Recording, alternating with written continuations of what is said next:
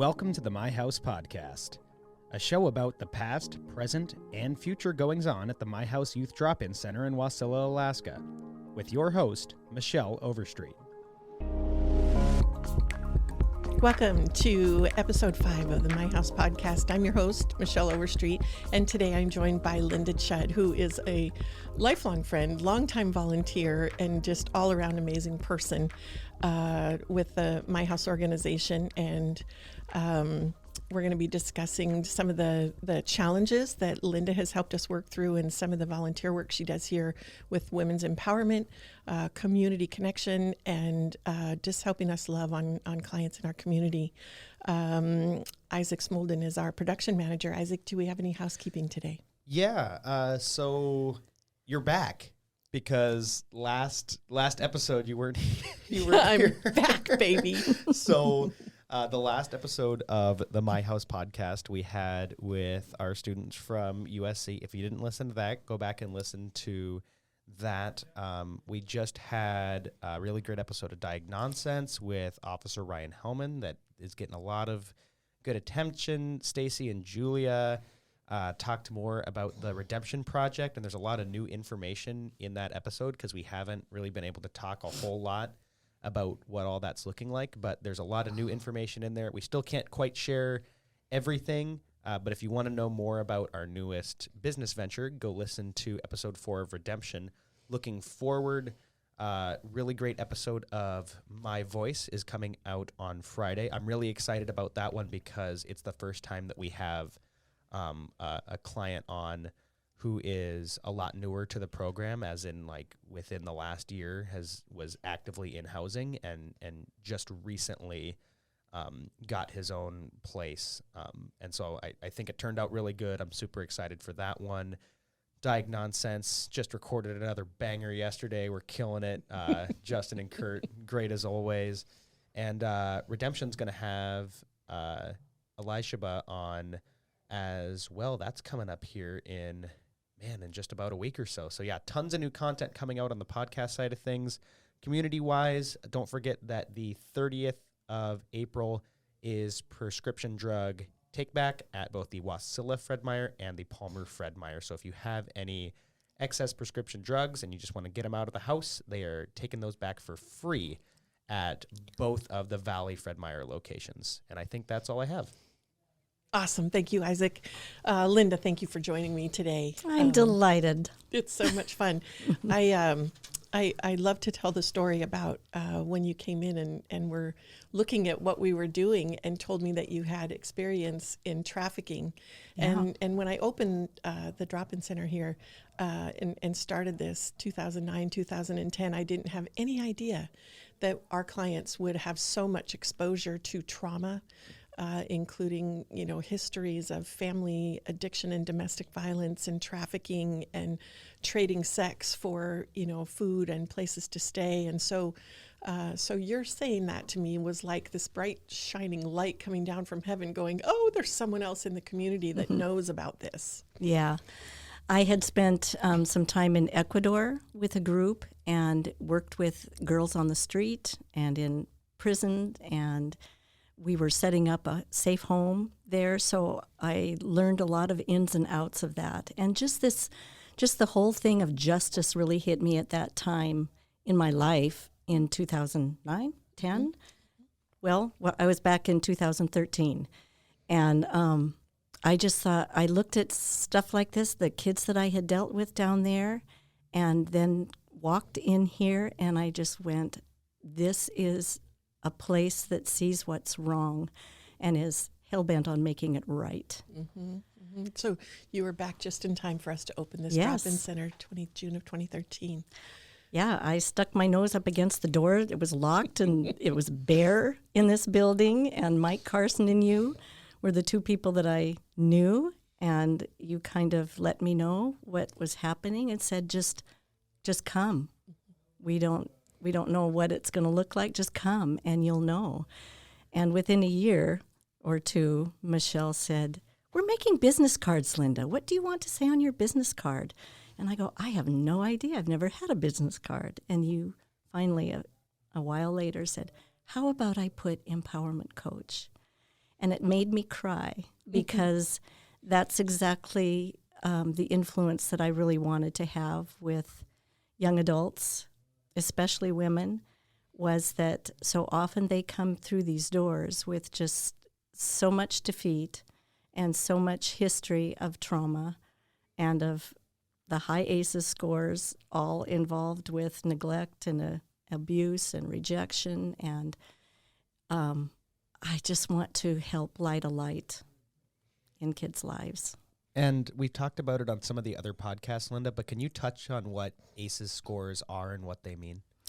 Yeah, it's a 10-point system, and it's divided into abuse, so physical, emotional, and sexual abuse, and then neglect, physical and emotional neglect, and then lots of household challenges, which include divorce and incarceration of the parents, substance abuse, domestic violence, and mental illness. And so that's a lot, that these kids are carrying when they walk through the doors. So walls are high. They're dealing with anger and fear and rejection and abandonment. And at my age, I feel a lot of times like I'm a mom. I think Michelle feels like that sometimes too, where we're friends, but we're moms also of just trying to help kids feel safe. Mm-hmm. I look at that Maslow pyramid, and the bottom part, when they walk in, they need food, they need shelter, they need clothes, they need sleep. It's all that physiological Mm-hmm. needs. And then into the safety mode. We want them to feel safe so that they're going to hang around. And that involves helping them find work and helping them become healthy and having that social stabilization. So when the training comes in, where they're trained in the boutique and the cafe to actually, a lot of them, this is their first jobs. And so they're pushed to socially interact, with each other. That's always a big challenge. But the step up is that they're starting to feel that they're having friends, they're feeling like they belong and that they're loved and that they're part of a family. Their confidence just starts rising. We watch that happen, and they start making achievements, and they're feeling some self-respect. Their self-esteem is rising, and in the end, we get to watch them fly. That self-actualization piece that lets them, that purpose that has been smoldering in there that they didn't know was in there all the time.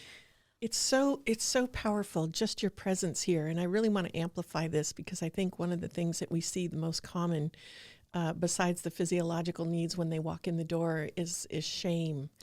And it's it's this stigma that because they're from one of my favorite former clients talks about it as just extreme poverty, both physically and emotionally, that emotional poverty where they're beat down. Yes. And I'm going to share this. She told me a story once. She had a terrible time coming to work in the morning, and she would call out and not show up. And finally, I just said to her, what keeps you from getting here in the morning? Once you're here, you do a great job, but what happens when you're leaving your house in the morning? And she was staying with a family member at that time, and she said, my family says things to me like, oh, you think you're going to go be something? You think you're going to be somebody?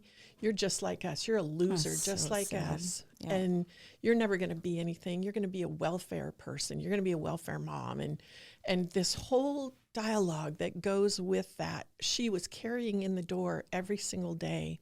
And we just did a couple of exercises where we just said, okay, when you walk in the door, none of that belongs to you anymore. That all belongs to them. That's right. Shake That's it off. theirs. Yep. Brush it off before you walk in the door. Yeah, you have to take that cloak, that heavy cloak Exactly. off. It's like when you go to the dentist and they put that lead apron on you for x-rays. Good illustration. You're going to pull that lead apron off and just drop it at the door.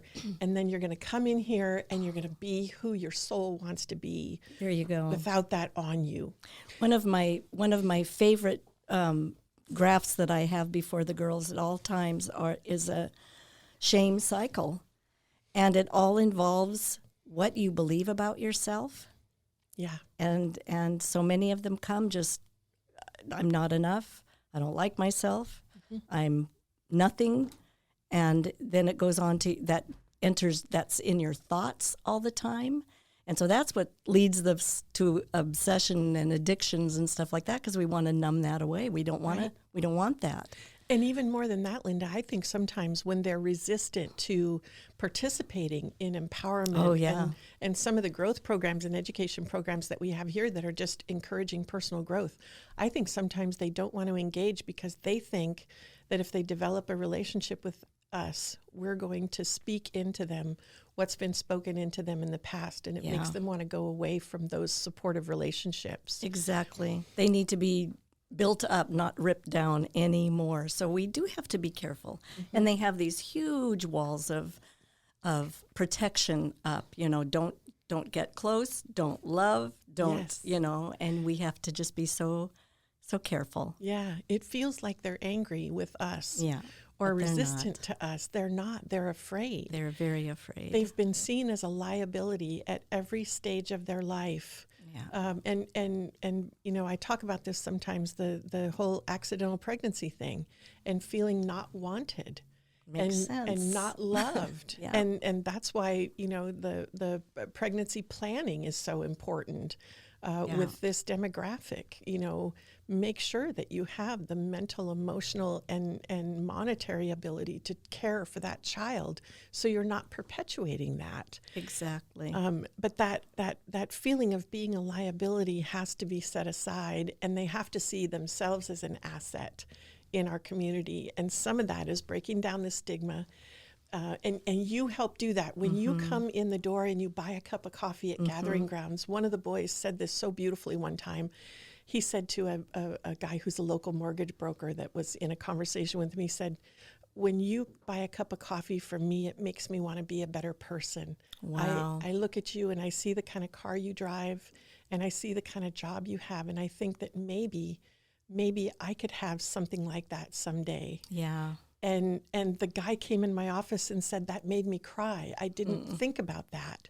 But the value of you being here doing empowerment isn't the curriculum. It's the spirit. It's the engagement. It's the conversation. And I say this often, there's no love in shame. Right. And I don't like shame in this building. I discourage shame. Yep. We do a lot of love. We do a lot of forgiveness. People are allowed to make mistakes. We're allowed to be human, progress, not perfection. And I really think that the empowerment work that you do, speaking that into them, amplifies that voice because you're here. Yeah. I'm trying to be here more. I'm a volunteer because I'm a grandma too. Right, and so I share that. I've tried to pay you. You won't let me pay you. I know. I just go, no, I need to come and go. But this is my family here. The family and the way that everybody is connected here so well. And Michelle, you've just done such an amazing job of hiring just the right people. And you're very careful about, that we're all going to connect well, and it's beautiful. But when the girls come in especially, I realize more and more that I say, nobody's a teacher in this room. When we just have this empowerment class, for an hour a week, and I said, nobody's a teacher here. We learn from each other. And because of what you've been through, that may be something that you don't want and you've never asked for in your life. You didn't deserve any of the things that happened to you, but they're going to be used because you're going to turn it around for good. Yes. And time again, the kids that are here for a long period of time, they pick that up and they're saying, this girl, just comes to me because I just listen to her and I go, that's right. That's exactly what you're supposed to be doing. Yes. And so they're all, I said, empower people. Right. And you're doing it. So pass it on. Nice. Take anything you want here and pass it on. Mm-hmm. You're created for this. And they're so proud when they have the They opportunity are. to be a good listener. Yeah. Because they know how.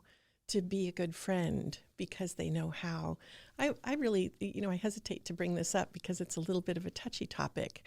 But as a professional woman out in the community and in the sort of the nonprofit and corporate world, it's very, very interesting to observe the way that women treat other women. Yeah. The way that professional women treat other professional women. And I think that we have to change what we teach We do. women and how we treat other women. We need to support one another and encourage one another. We're not in Jurassic Park where we're competing for men anymore. I mean, at least I think we're not. We can all agree that women have opportunities and can support themselves. And I think one of the things that I love so much about what you're doing is that you're teaching them to be nice women and teaching them to support other women Yes. that are successful, that you don't allow jealousy to poison a relationship. You don't pull somebody else down because you're not where they are. The idea that we have to sabotage other women who are doing things that we aren't we should outgrow that. I would love to have us Exactly. outgrow that as a community, both professionally in church life and organizationally. And one of the things I enjoy the most is what you teach them about supporting other women and how you treat other women. Yeah, I say we get to champion each other here. Yes. That's what we do here. We're gold miners. We're pulling out the gold. Look for those opportunities for the beauty that you see in somebody else and comment on it. You know how that makes you feel when somebody notices you. We all want to be seen. We all want to be known, even if it's scary, but that's just, we come into the world needing to be seen and known. That's why we cry all the time, Right. and we need to trust. And so that's where it all begins. We've got to look beyond ourselves. Once we're able to start letting our wall of protection down, start looking around you. Right. Because there's people who are here who have gone through a lot of the same things. It's called common humanity. And we all experience fear. We all experience anger. We have all of those emotions, and we've all been through painful things in our lives. Not one is left out of that. It might be to different degrees, but we're not in competition or comparison. It's just we need to see each other and not be afraid to know each other. Yeah. And not to take things personally. I think that's such a big thing here. Oh, it's huge. It's huge. Is to just let stuff roll off and say, what can I give back? Yeah. What can I do to help? What can I do to help? How can I come alongside?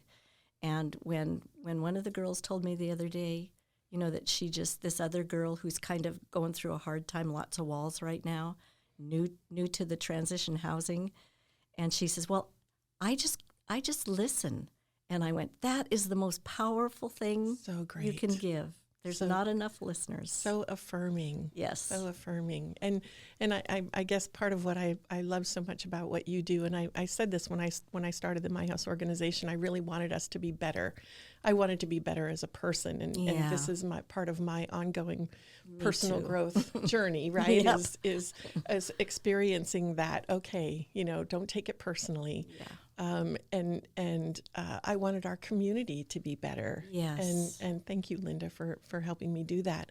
But part of that is really asking, and everyone in the community, but particularly the women, to rise up and represent for these young women who have experienced some pretty terrible things sometimes in their lives.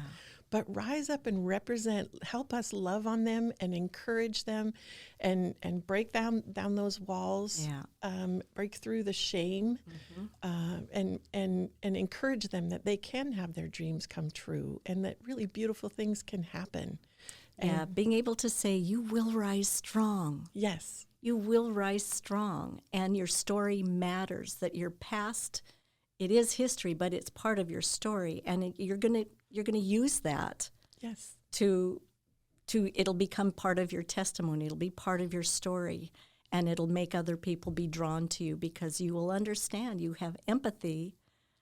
That I mean, I haven't walked half of what these kids have walked. Yeah. I don't know. I just go, I haven't experienced the trauma that you have, but my heart for justice, of taking this wrong stuff and turning it into beauty from ashes. Right. It was Then ashes. it becomes an inspiration. Yes. And that translates to inspiration. And influence. And influence. And impact. Which is leadership, right? Yes. Leadership is influence. Yes.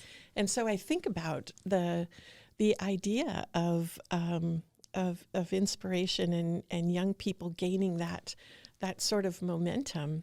And one of the things I love about that is having the opportunity, one, for them to come back and tell their stories and share in the leadership, but also in the scope of being a better community, giving them opportunities to shine and helping them to feel like they have that place in our community where people see them for who they are.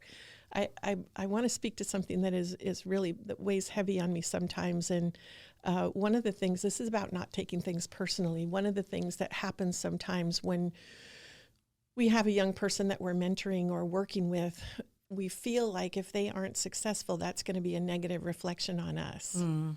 And I remember one of my favorite long time clients was shooting for a goal that was really huge, and a former person in her life actually called me and said, you should not do what you're doing. It's going to end badly and it will make you look bad. Wow. And I said, you know what? Thanks for the call, but don't ever call me again. Really? Because whatever happens in this is not going to be a reflection on me. I don't have any ego in this where I feel like her success is part of my, vita. Really? This is all about her. And, yes. And if I own her success, then it demotivates her because she recognizes that I'm not going to let her completely shine, that I have an ulterior motive of wanting attention for myself by what she's doing. So it becomes critical as a mentor that you have to co-sign their success or failure, but completely separate from your own anything. It's true. It's just not, and you do that so well. You do that so well through role modeling. You do that well through the words that you speak into them. You, Michelle. Yeah. And when they do crash and burn, and I just want to give you kudos because we've got a young woman in jail who calls and who we all just love, and she made one bad decision that just changed her life forever.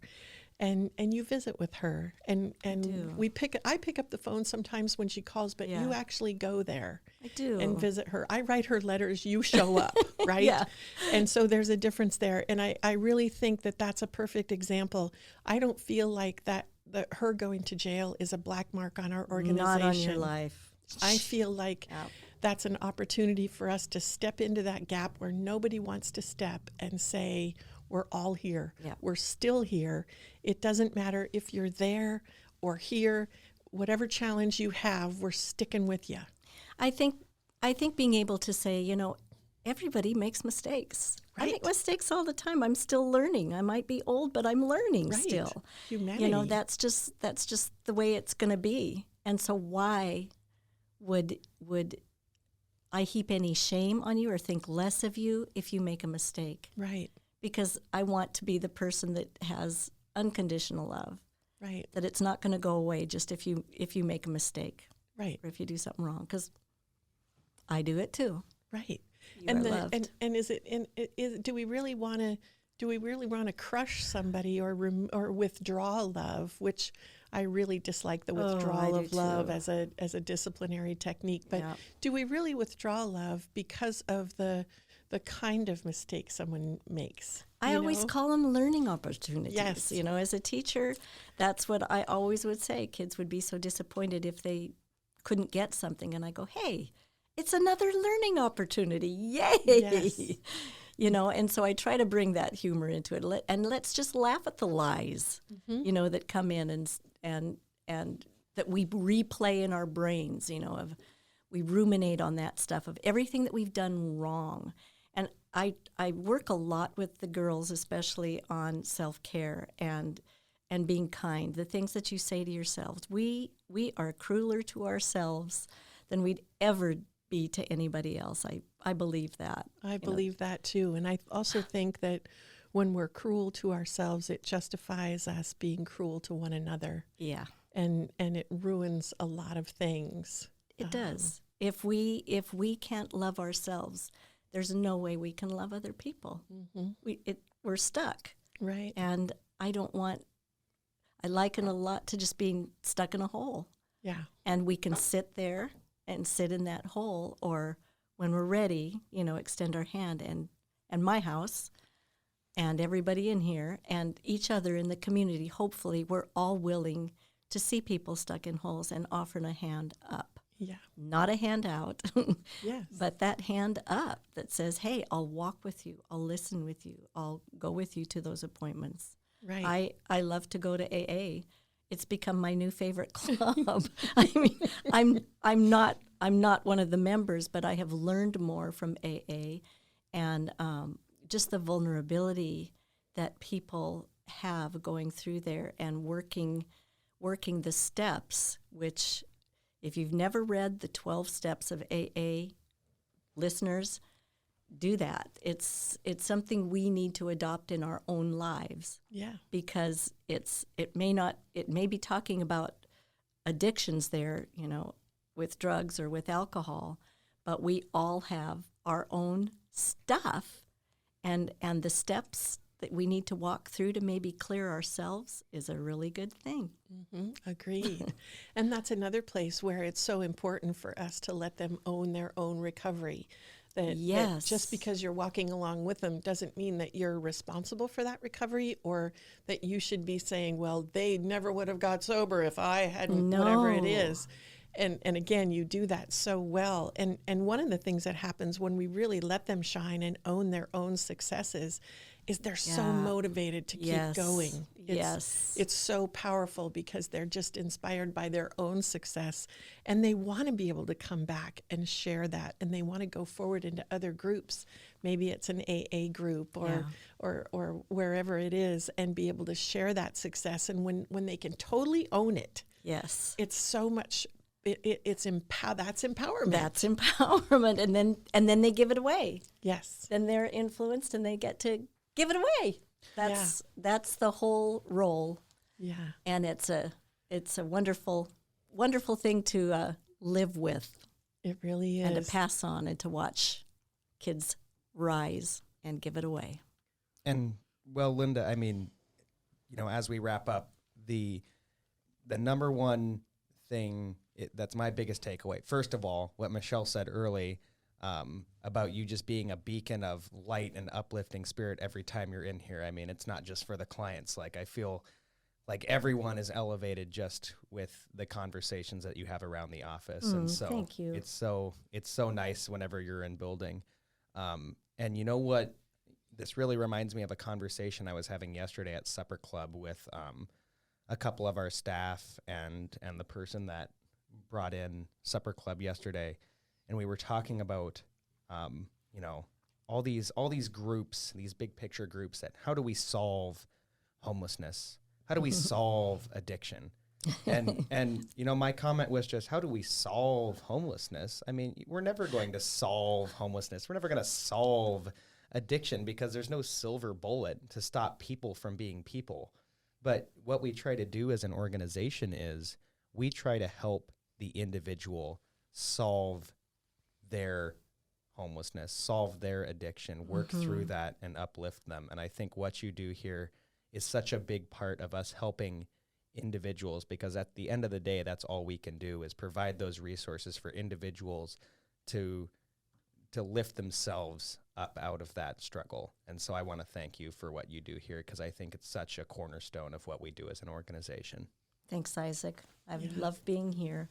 Love being a part of the family of My House. Yeah, you make all of us want to be better. Oh. And I'm so grateful for that. It's a wonderful thing. Thanks for joining us for the My House podcast today. That's all the time we have, and I want to thank Lynda for not just being an amazing volunteer for years and years, but for being here today and sharing her heart. I hope everyone who has a My House program or a similar program has a Lynda in their building. The My House podcast is recorded at the My House studio in Wasilla, Alaska. And thank you to our producer and editor, Isaac Smolden. I'm Michelle Overstreet. Until next time.